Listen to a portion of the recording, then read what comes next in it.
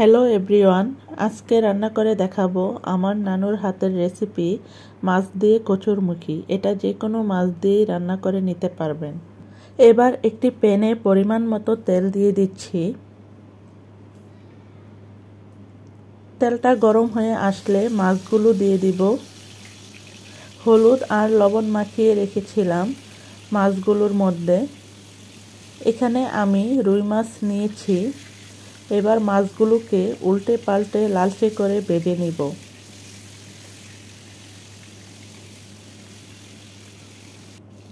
ভাজা হয়ে গিয়েছে, এবার তুলে নিচ্ছি।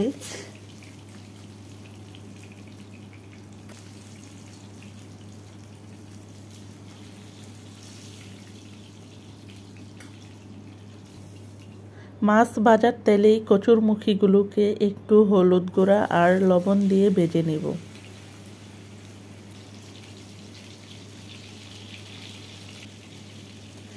কচুরমুখীগুলোকে একটু আলাদা করে ভেজে নিলে দেখা গেল এর স্বাদ দ্বিগুণ হয়ে যায়। ভাজা হয়ে গেলে তুলে নিচ্ছি।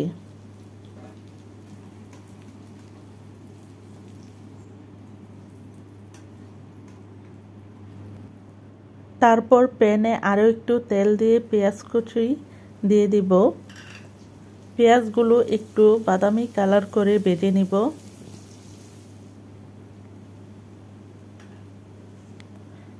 ভাজা হয়ে গেলে দিয়ে দিব হাফ টেবিল চামচ করে রসুন বাটা, হলুদের গুঁড়া, মরিচের গুঁড়া, ধনিয়ার গুঁড়া আর স্বাদ মতো লবণ দিয়ে দিচ্ছি।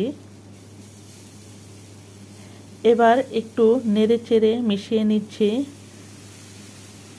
মশলাটা যাতে পুড়ে না যায় সেজন্য পানি দিয়ে দিচ্ছি।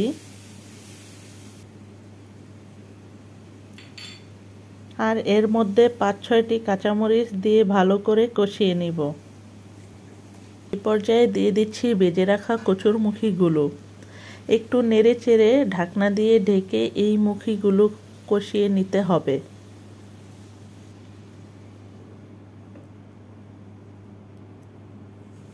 তারপর ঢাকনাটা উঠিয়ে একটা টাইমে দেখবেন কষাতে কষাতে তেল ভেসে উঠেছে, তখন বুঝতে হবে কষানো হয়ে গিয়েছে।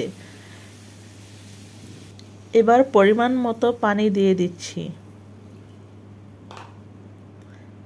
তারপর একটু নেড়েচেড়ে আবারও ঢাকনা দিয়ে ঢেকে সিদ্ধ হওয়া পর্যন্ত অপেক্ষা করছি।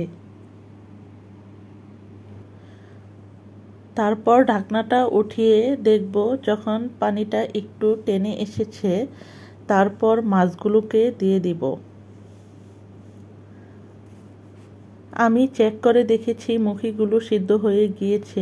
মুখীগুলো থেকে যখন পানিটা কমে আসবে আর মাছগুলো সিদ্ধ হয়ে যাবে, তখন শেষ পর্যায়ে নামানোর আগে ধনিয়া পাতা দিয়ে কয়েক সেকেন্ড রেখে তারপর চুলাটা অফ করে নামিয়ে নিব। যারা যারা কচুরমুখী খেতে পছন্দ করেন, আশা করছি আমার আজকের এই রেসিপিটি আপনাদের কাছে ভালো লেগেছে। আর ভালো লেগে থাকলে প্লিজ একটি লাইক দিয়ে দেবেন।